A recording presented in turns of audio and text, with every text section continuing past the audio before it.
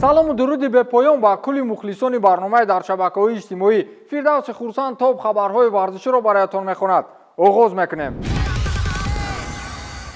Мадина Таймазова, ном духтари қавқозии ҳайати мунтахаби олимпии Русия, бо варами атрофи чашм ва баромади ғайриоддиаш тамошобинон ва кулли мухлисони бозиҳои олимпиро моту мабҳут сохт. ин дар ҳоле сар зад ки Таймазова дар даври нимниҳоии навъи варзиши ҷудо дар бозиҳои олимпии Токио 2020 бо варзишгарбонии ҷопонӣ Тидзуру Араи беш аз 16 дақиқа баромад намуд ки аз ғояти варам қариб чашми росташ намедид. рақобати онҳо ҳамин қадар пуреҳсос буд ки мардуми дар минбар буда аз ҷой бархоста онҳоро бо кафкӯбӣ дастгирӣ мекарданд. мушоҳида мешуд ки дигар онҳо мадори идомаи рақобат надоштанд. хулас бо усули буғикунӣ соҳибони варзиши ҷудо Таймазоваро аз роҳи финал боз доштанд. аммо барои Мадина ин охирин рақобат набуд ва баъди машаққати тӯлонии рӯзи гузашта барои мақоми сеюм ва медали биринҷӣ бо варзишгарбонии бразилӣ мубориза бурд ва медали биринҷии бозиҳои олимпиро соҳиб гардид. дар ҷои шаҳр кулли мухлисони фазои варзишии Русия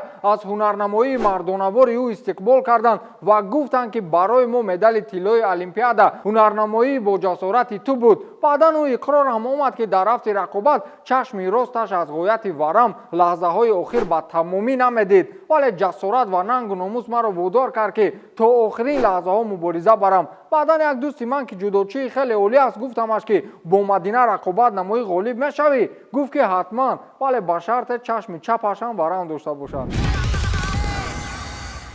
сармураббӣ шогирдашро пеш аз ба майдон баромадан 2-3 шапотӣ зад ва баъд равон кард.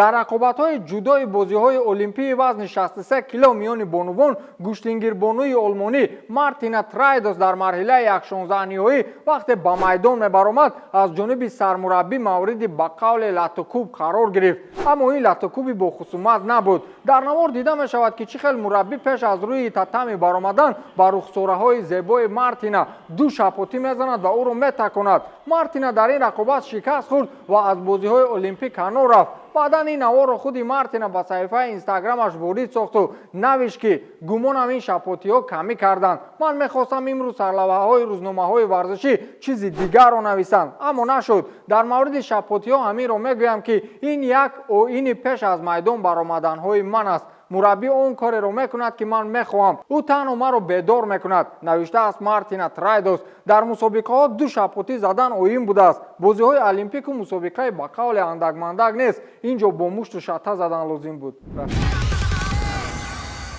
дастаи занонаи гандболбозони Русияро аз нишастан дар шабакаҳои иҷтимоӣ махсусан инстаграм дар Токио маҳрум карданд. инро ҷопониҳо ё кумитаи байналмилалии олимпӣ не, балки Федератсияи гандболи Русия мамнӯъ кардааст. сабабаш ин бох аз дастаи Шветсия ва мусовӣ бо Бразилия аст. гуфта мешавад ки гандболбозбонувони рус замони дар Токио будан дар инстаграм фаъол буданд ва пайи ҳам аз сайру гашташон дар Токио навору аксҳо ворид месохтанд. ба андешаи таҳлилгарони бозии гандболи Русия ин боис гашт то онҳо нисбати бозиҳо бетаваҷҷӯҳӣ зоҳир намоянд. аз ин рӯ пеши онҳо вазифаи ягона танҳо ба гандбол машғул шудан аст. онҳо вақт ва нерӯи худро бояд ба корҳои беҳуда аз ҷумла инстаграм сарф накунанд, гуфтааст як инсайдери рус аз Токио. бовар мекунед ё не, ягон таи 30% варзишгарон Токио барои тамошо мераванд. ғолиб мешаванд, шикаст мехӯранд, муҳим нест, тамошо мемонад. Хоакин Санчес, футболбози дастаи Бетис, дирӯз дар бозии дӯстона муқобили дастаи Вулверхэмптон ба майдон набаромад ва сабабаш як рӯз пеш аз ҳад зиёд нӯшидани машруботи спиртӣ будааст. дар доираи рақобатҳои дӯстона ва омодагӣ ба мавсими нави футболӣ исми Хоакин Санчеси 40-сола дар рӯйхати ҳайати футболбозон навишта шуда буд, вале ӯро на дар майдони футбол ва на пеши футболбозони эҳтиётӣ касе мушоҳида накард. гуфта мешавад ки Хоакин бегоҳии рӯзи футбол ҳамроҳи дӯстонаш ба шабнишинӣ рафт ва аз мастии зиёд рӯзи футбол ба бозӣ рафта натавонист. сомонаи расмии дастаи Бетис ин масъаларо чунин шарҳ медиҳад ки Хоакин бо сабаби мастӣ ба бозӣ ҳозир нашуд. боз шумо мегӯед танҳо футболбозони Русия шароб менӯшанд.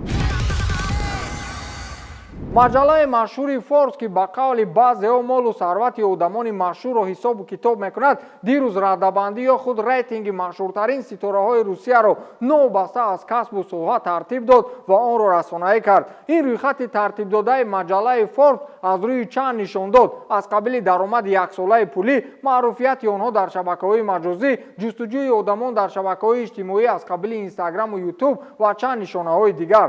собиқ чемпиони UFC дар вазни сабук ҳабиб нурмагомедов бо $12 миллион даромади солона 103389 мавод дар мавриди ӯ нашр шуда дар расонаҳои иттилоотӣ ва доштани беш аз 29 миллион обуначӣ дар инстаграм ҳаминак лидерии рӯйхати мазкурро бар зимма дорад. баъди ӯ дигар то мавқеи нуҳум моли сарояндаҳову шахсони машҳури шоу-бизнеси Россия мебошад ки онҷо баъди ҳабиб сарояндаҳо Моргенштерн, Олга Бузова, репсаро Тимати ва мавқеи нуҳум насиби футболбози дастаи Зенит Артем Дзюба мебошад. дар топ 50 дохилшудаҳои маҷалла аз варзишгарон танҳо исмҳои Александр Овечкин, Андрей Василевский, Евгений Малкин, Никита Кучеров, Александр Головин, Игор Акинфеев, Даниэл Медведев ва Андрей Рублёв навишта шудааст. акнун фаҳмидед ки варзиш аз шоу-бизнес ҳамавақт як қадам боло аст. варзишгар бошед, на ягон ба қавли реперу, вайнеру, хайперу, кимчиҳои дигар. ба ҳамин тамом, то дидор, хайр.